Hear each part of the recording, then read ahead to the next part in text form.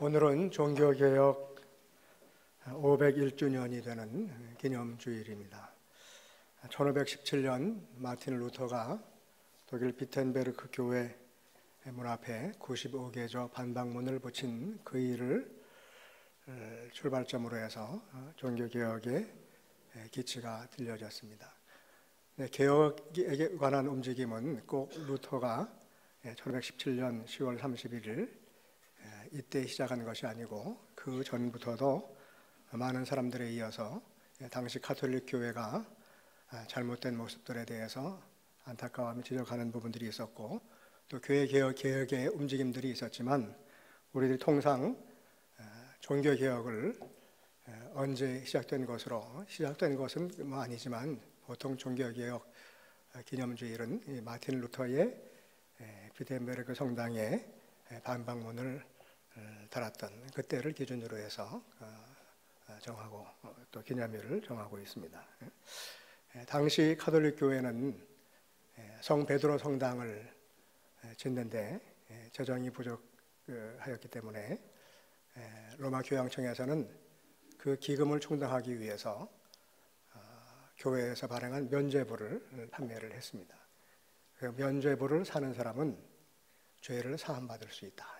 그래서 연옥에서 또 다시 천당으로 갈 수 있는 길이 열려진다고 하는 그런 이야기들을 했어요.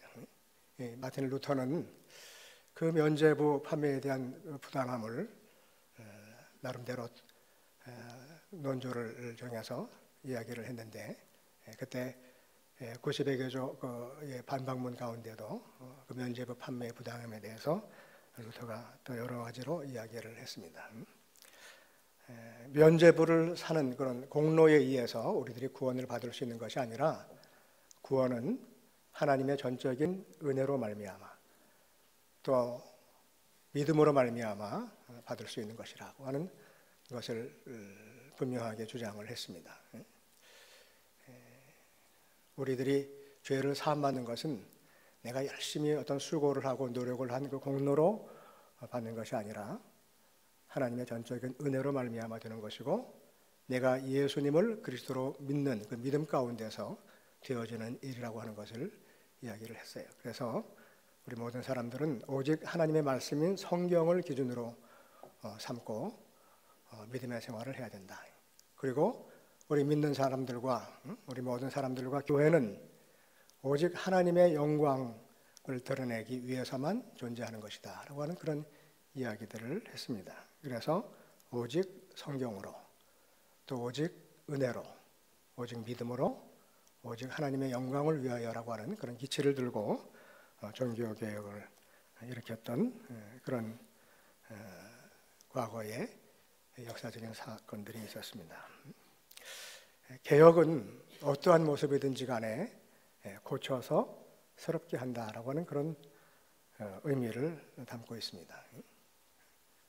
고쳐서 새로운 모습으로 바꾸는 것이 바로 그것이 개혁이죠. 고장난 물건을 고치는 것은 그렇게 어려운 일은 아닙니다. 저 같은 사람이야 기계를 고치는 일이 아주 어렵지만, 또 그 기계를 만든 사람이나 또 전문가들은 어떠한 것이든지 고장난 것을 그걸 고칠 수가 있어요. 그러나 사람을 고치는 일은 쉬운 일은 아닙니다. 고장난 시계를 고칠 때는 시계를 다 뜯어놓고 부품들을 또 다시 다 이렇게 새롭게 조립을 하고 그러면 고칠 수 있지만, 사람은 그렇게 해서 고칠 수 있는 것이 아니죠. 종교개혁은 잘못된 제도를 고치자고 하는 그런 개혁이라고 하기보다는 어떤 면에서는 사람을, 하나님 앞에 서는 사람들을 고치자고 하는 그런 개혁이라고 말할 수가 있습니다. 제도를 바꾸는 일도 사람을 통해서 이루어집니다. 그렇기 때문에 무언가 새롭게 바꾸고 고치고 변화를 만들어내기 위해서는 사람들이 먼저 바뀌고 또 사람들이 변화될 수 있어야지만 됩니다. 사람이 바뀌지 않고서는 어떠한 변화도 어떠한 개혁도 이루어지지 않습니다.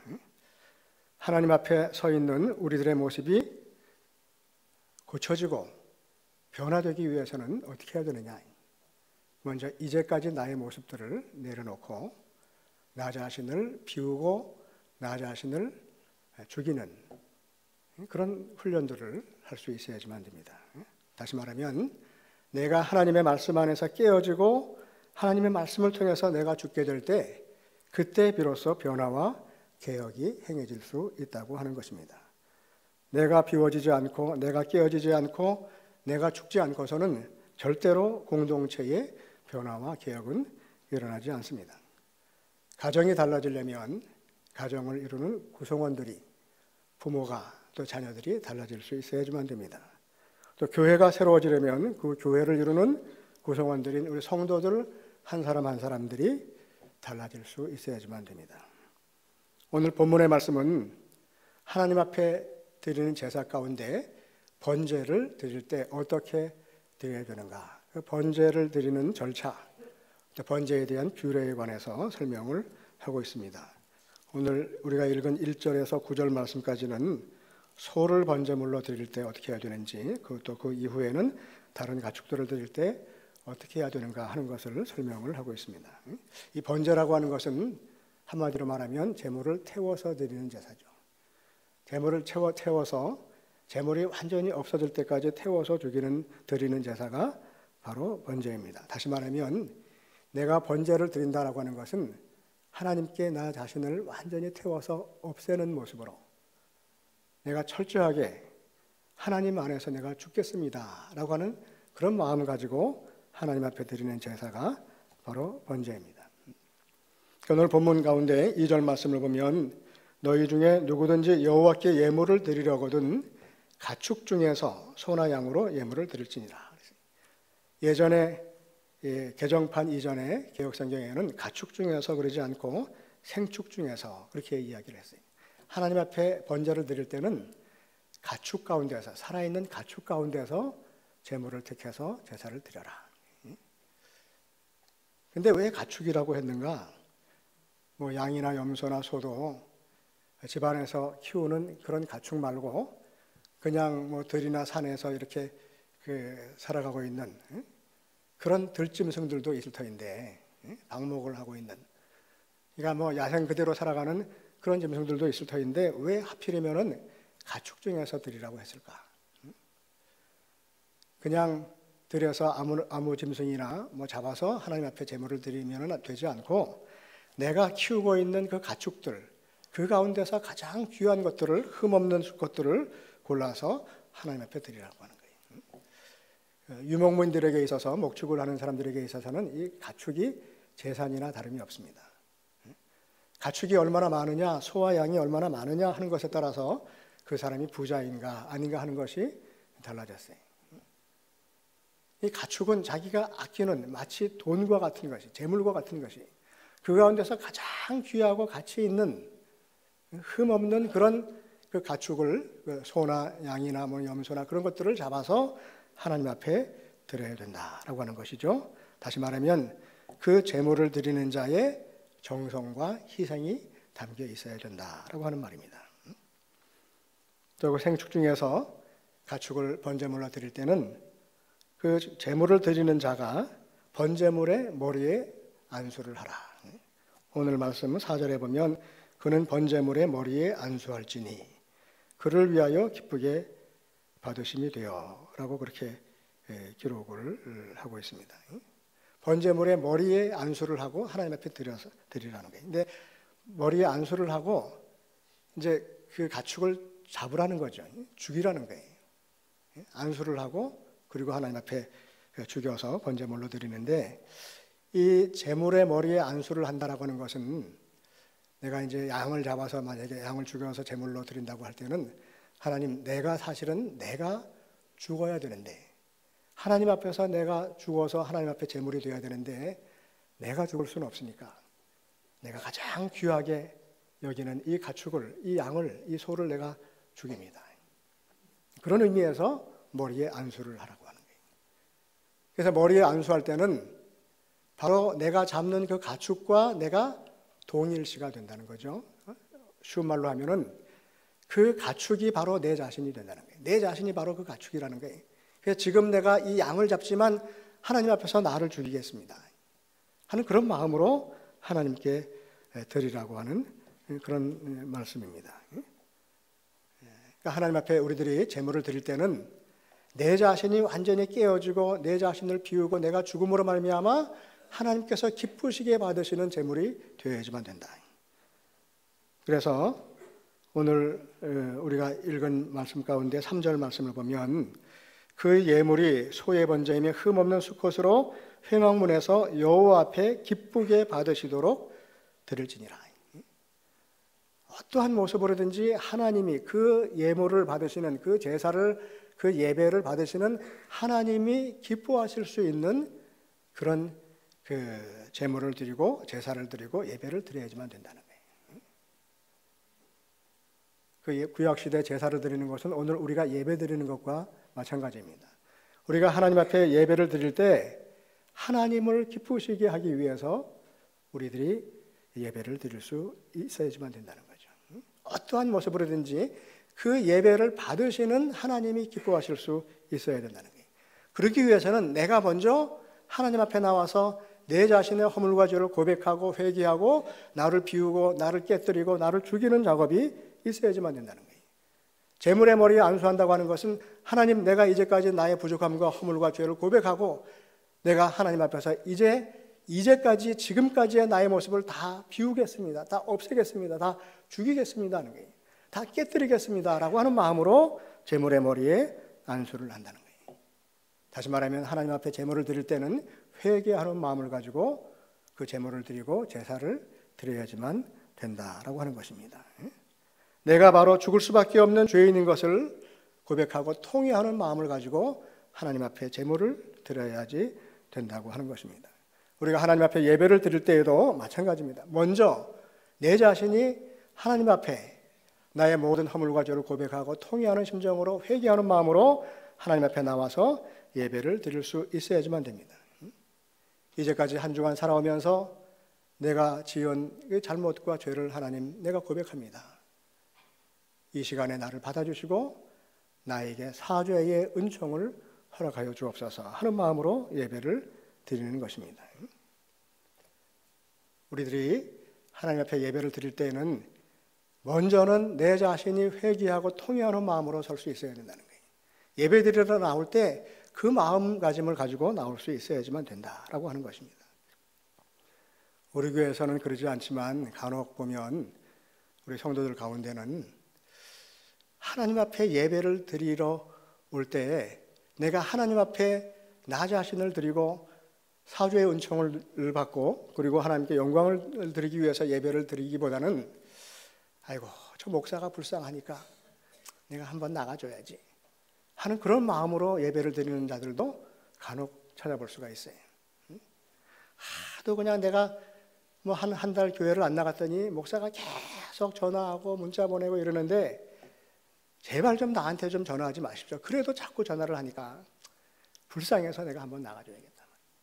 한번 봐줘서 나가줘야겠다 하는 그런 심정으로 나오는 경우들도 있어요. 물론 안 나오는 것보다는 좋겠지만 그러나 그런 마음으로 나와서 예배를 드리면 이게 하나님을 기쁘시게 하는 예배가 되지는 못할 것입니다.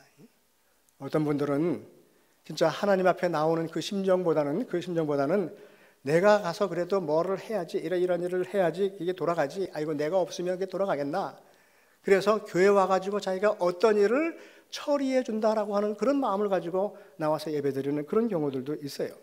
일을 처리하기 위해서 교회 나오는 거예요. 아마 그런 모습으로 예배를 드릴 때도 하나님께서 그렇게 기뻐하시지는 않겠다라고 하는 생각을 합니다. 우리가 분명하게 기억해야 될 것은 하나님 앞에 드려지는 예배는 온전히 나를 비우고 나를 깨뜨리고 나를 죽임으로 말미암아 드리는 예배입니다. 마치 하나님 앞에 번제물을 드리는 것처럼 우리들 자신을 드리면서 드리는 예배를 하나님께서 기쁘게 받으신다고 하는 것입니다. 또 오늘 5절 6절 말씀을 보면 이 제물을 드리는 자가 어떻게 해야 되는가 하는 것을 기록을 하고 있어요. 4절에도 그는 번제물에 안수할지니 그리고 5절에도 그는 6절에도 그는 그랬는데 여기서 그라고 하는 것은 누구냐 하면 제물을 드리는 자, 헌제자를 말합니다. 제물을 드리는 자가 여호와 앞에서 그 수송아지를 잡을 것이요 죽일 것이요 아론의 자손 제사장들은 그 피를 가져다가 회막문 앞 제단 사방에 뿌릴 것이며, 제물을 드리는 그 헌제자가, 제물을 드리는 사람이 제물을 잡고, 직접 자기가 제물을 잡고 그 제물의 가죽을 벗기고 그 제물을 뼈를 꺾어서 각을 뜬다는 거예요. 그 모든 그 일들을 제사장이 하는 것이 아니라 제물을 드리는 자가 해야지만 된다는 거예요. 제사장은 뭘 하느냐? 그 잡은 그 제물의 피를 그 제단 앞에 뿌리는 거예요. 그리고 다 각을 뜨고 껍질을 벗겨서 깨끗하게 한 그 제물을 이제 불 위에, 나무 위에 올려놓고 그것을 태우는 일, 그걸 제사장이 하는 거예요. 나머지 제물을 잡고 가죽을 벗기고 각을 뜨고 하는 그 모든 것들은 다 제물을 드리는 자가 한다고 하는 거예요. 다시 말하면 하나님 앞에 나와서 우리들이 제사를 드릴 때, 예배를 드릴 때 다른 사람이 내 대신 나의 허물을 고백하고 사죄의 은혜를 간구하고 하는 것이 아니라 나 스스로가 하나님 앞에 나의 부족함과 허물을 내어놓고 고백하고 하나님께서 나에게 사죄의 은총을 베풀어 주시기를 내 스스로가 간구하고 기도할 수 있어야지만 된다는 거예요. 나 자신이 먼저 나를 깨뜨리는 작업을 할 수 있어야지만 된다라고 하는 것이죠. 가죽을 벗긴다. 6절에 그는 또 번제물에 가죽을 벗기고 각을 뜰 것이라고 했을 때, 가죽을 벗긴다고 하는 것은 그 제물의 그 모양, 겉모양을 완전히 벗겨낸다고 하는 것이죠. 그 제물의 형체를 없애버리는 겁니다. 그리고 각을 뜬다고 하는 것은 뼈마디를 다 분질러 놓는 거예요. 그래서 각을 떠서 그 제물을 올려놓으면 각을 뜨기 전보다는 그 제물이 빨리 잘 탈 수 있다. 그래서 그 각을 떠서 올려놔요. 우리들 자신을 하나님 앞에 드릴 때 나의 겉모습을 다 벗겨놓고 가죽을 벗기고 그리고 내 부위별로 조각조각을 내서 잘 탈 수 있도록 하나님 앞에 드린다고 하는 것입니다. 다시 말하면 하나님 앞에서 나의 형체를 온전히 다 부수어버리는 것이고 다 없애버리는 것입니다. 우리는 제물의 가죽을 벗기는 것처럼 죄에 물든 겉사람을 다 벗어버릴 수 있어야지만 합니다. 그리고 각을 떠서 우리들 자신을 태워버리는 것처럼, 제물을 태워버리는 것처럼 우리들을 완전히 하나님 앞에 태워버릴 수 있어야 된다고 하는 거예요. 그렇게 하고 나서 이제 또 9절 말씀을 보면 그 내장과 정강이를 물로 씻을 것이요. 내장과 정강이를 물로 깨끗이 씻어서 그것도 태우라고 하는 것입니다. 여기서 내장이라고 하는 단어는, 히브리 단어 케레브라고 하는 단어는 동물에게 해당될 경우에는 내장이라고 번역을 했지만, 이 케레브라고 하는 단어가 사람에게 쓰일 때는 마음속의 생각이나 감정을 뜻하는 그런 의미로서 마음의 중심을 의미하는 그런 그 의미로 쓰였어요. 그래서 내장과 정강이를 씻는다라고 하는 것은 이 동물들을 잡았을 때 그 내장에 있는 변이나, 쉽게 말하면 똥이나 이런 것들을 다 깨끗이 씻어내야지만 된다는 거예요. 그리고 이 정강이의 모든 흙을 다 씻어내 버려야지만 된다는 거죠. 마찬가지로 우리 마음의 중심을 깨끗이 씻어서 하나님 앞에 드리고, 또 우리 몸에 있는 세상의 그 더러운 흔적들을 다 깨끗이 씻어서 그래서 하나님 앞에 드릴 수 있어야지만 된다고 하는 것입니다. 제사를 드릴 때, 예배를 드릴 때 우리들이 가지고 있는 더러운 생각들을, 내 욕심을, 내 미움과 분노의 감정을 그대로 간직하고 와서 예배를 드려서는 안 된다고 하는 거예요. 내 마음속에 미워하는 마음, 증오하는 마음들을, 아직 정리되지 않은 마음들을 그대로 간직하고 와서 하나님 앞에 예배를 드려서는 안 된다고 하는 겁니다. 마태복음 5장 23절로 4절 말씀에 보면은 주님께서 말씀하시기를 그러므로 예물을 제단에 드리려다가 거기서 내 형제에게 원망들을 만한 일이 있는 것이 생각나거든 예물을 제단 앞에 두고 먼저 가서 형제와 화목하고 그 후에 와서 예물을 드리라고 그렇게 말씀을 하셨어요. 마찬가지로 우리들 마음속에 아직 정리되지 않은 생각들과 감정들, 원망과 불화의 찌꺼기들을 깨끗이 정리하고 하나님 앞에 나오라고 하는 그런 말씀이기도 합니다. 우리가 예배를 드리면서도 온갖 복잡한 세상의 일들에 골몰하여 있으면 온전한 예배를 드릴 수가 없습니다. 그동안 가지고 있었던 염려도 내려놓고 미움도 내려놓고 또 원망하는 마음도 내려놓을 수 있어야지만 됩니다. 하나님 앞에 나오기 전에 먼저 세상의 염려를 내려놓고 미움과 불평과 분노를 내려놓는 훈련을 해야 한다고 하는 것입니다. 하나님 앞에 나와서 내 염려와 분노를 다 내려놓는 것이 아니라 하나님 앞에 나오기 전에 먼저 나 자신의 고집과 욕심과 주장과 염려와 분노를 먼저 내려놓는 그런 과정을 거치라고 하는 것입니다. 우리들이 생각할 때는 내가 부족하기 때문에 내 아직 정리되지 않은 마음, 내 고집과 내 욕심과 내 분노하는 마음, 미워하는 마음을 가지고 예배를 드리면 하나님의 은혜로 말미암아 그 모든 생각들이 다 깨끗하게 정리가 되지 않겠는가, 그렇게 생각을 할 수 있어요. 그러나 이스라엘 백성들이 하나님 앞에 번제를 드릴 때, 제사를 드릴 때도 그렇고 주님께서도 말씀하시기를 먼저 하나님 앞에 나올 때는 우리들 안에 그 더럽고 추한 생각들, 복잡한 생각들, 그런 감정들, 이런 것들을 먼저 다 내려놓고 깨끗이 비우고 그리고 와서 하나님 앞에 예배를 드리는 거예요. 그래야지만 하나님께서 주시는 은혜를 받을 수가 있습니다. 그래도 불완전하기 때문에 우리들 자신이 내 마음을 정리를 하고 정결한 마음으로 나와 있기는 하지만 그래도 아직 부족한 그 모습을 우리가 예배를 드리고 하나님의 은혜를 우리들이 받음으로 말미암아 이제 더욱더 정결한 모습으로 우리 바꿔 나갈 수가 있어요. 예배를 드리기 위해서는 먼저 내 자신을 깨끗이 하는, 내 자신의 마음의 중심을 새롭게 하는, 내 자신의 욕심과 고집과 분노와 염려를 내려놓는 그 훈련들을 할 수 있어야지만 한다고 하는 것입니다. 우리는 하나님 앞에 나올 때조차 너무 복잡합니다. 많은 생각들을 가지고 나옵니다. 우리들이 살아가는 세상의 일이 얼마나 복잡합니까? 가만히 있어도 생각을 하지 않으려고 해도 자꾸 이런 생각 저런 생각이 나요. 저도 가만히 생각을 해보니까 하루도 어떤 과제가, 문제가 생겨나지 않는 날은 하루도 없었던 것 같아요. 전혀 생각지 못했던 일들이 생겨나요. 전혀 예기치 못했던 일들이 생겨나요. 그럼 그건 내가 풀어야 되는 문제들이에요. 어떤 모습으로든지 모든 사람들이 다 기뻐할 수 있는 모습으로, 아름다운 모습으로 해결해 나가야지만 되는 그런 과제들이 매일매일 생겨나더라고요. 우리들의 삶이 그렇게 복잡합니다.